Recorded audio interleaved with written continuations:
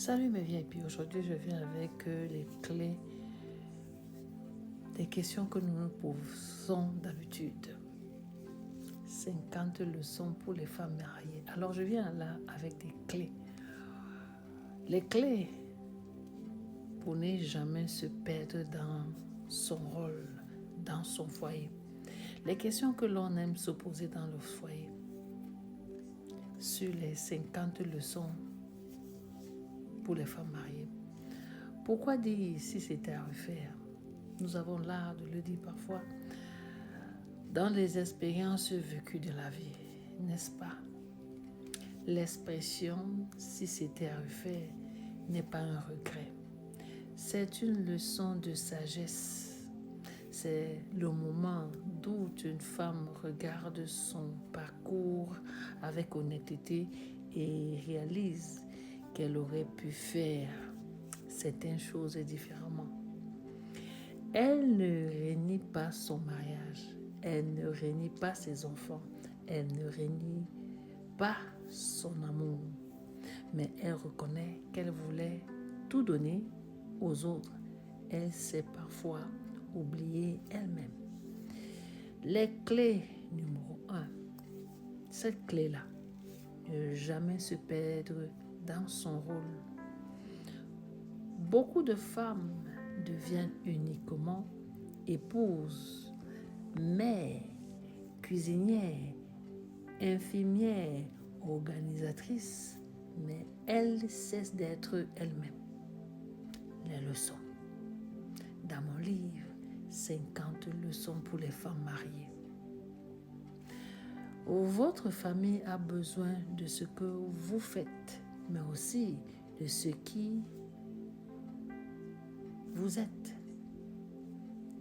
Deuxième clé, continuez à grandir. Nous allons pour comprendre d'où je vais en venir. Une femme qui cesse d'apprendre finit par stagner. Une femme qui continue à apprendre reste inspirée. Si c'était à refaire, je développerais mes talents, je suivrai mes rêves. Tellement ces femmes-là sont restées à prendre soin de la maison en tant que mère, en tant que cuisinière, en tant qu'infirmière, pour son époux, bien sûr. Si c'était à refaire, j'irais davantage, je développerais mes talents, je poursuivrai mes rêves. Si c'était à refaire. Je crois que là, nous sommes nombreuses à penser à ça, n'est-ce pas? Clé numéro 3, prendre soin de son apparence. Dans mon livre, 50 leçons pour les femmes mariées. Prendre soin de soi n'est pas de la vanité. C'est un respect envers vous-même. Quand une femme s'abandonne complètement, elle perd souvent confiance en elle-même. Les leçons à prendre. Prenez soin de votre corps comme vous prenez soin de votre foyer, mesdames.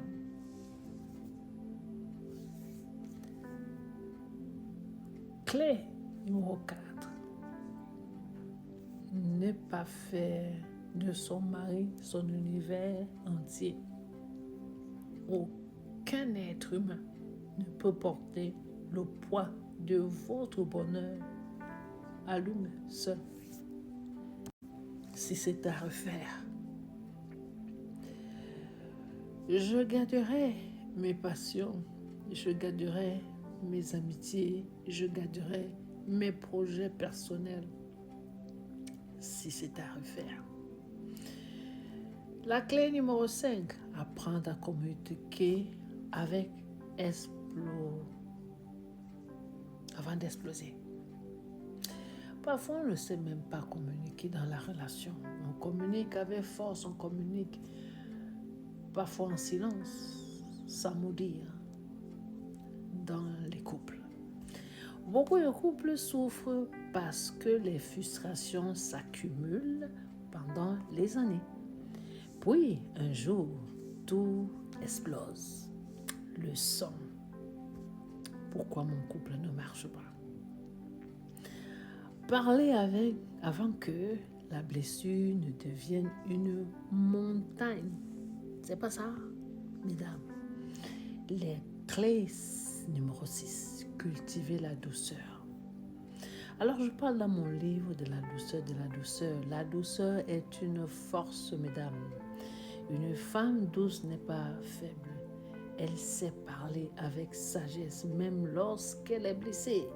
La stratégie douce, c'est l'un des fondements du livre de Kurt Cooper. La stratégie douce. La clé numéro 7, ne jamais arrêter de séduire.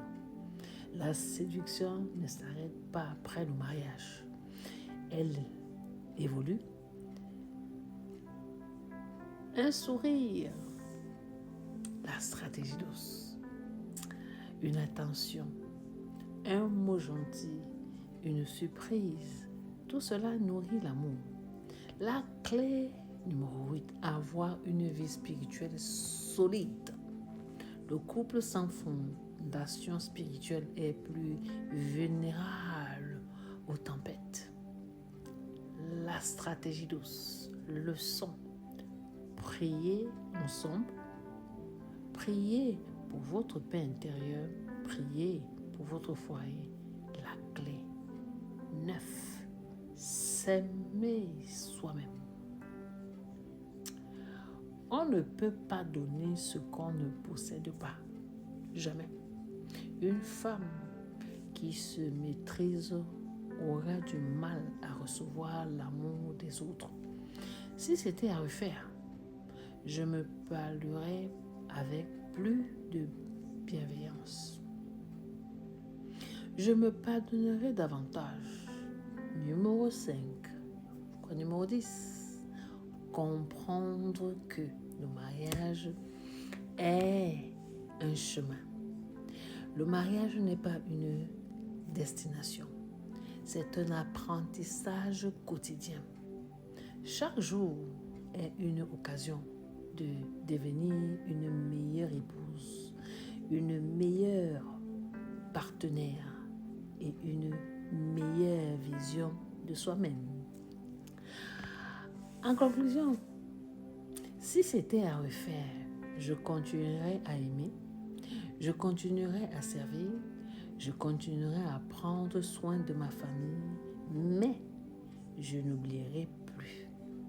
Car une femme qui s'oublie finit par s'épuiser. Une femme qui grandit continue à s'inspirer. Une femme qui s'aime continue à rayonner. Et une femme qui rayonne transforme son foyer par sa présence. N'oubliez jamais, avant d'être épouse et mère, vous étiez déjà une femme avec une identité, une valeur et une destinée. Coach Cooper vous dit 50 leçons pour les femmes mariées. Alors, n'hésitez pas d'aller sur Amazon ou procurer ce livre. Mesdames, ce livre est édifiant, ce livre enseigne pourquoi mon couple échoue. Vous avez la réponse. Je suis coach Cooper, coach en développement personnel, coach de vie, coach certifié. Je suis coach Cooper, coach CEO de Blanc Petit Aïe.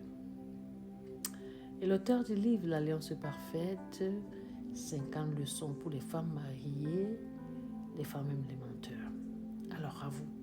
Vous êtes nouveau sur cette chaîne, abonnez-vous sur ma page pour ne pas,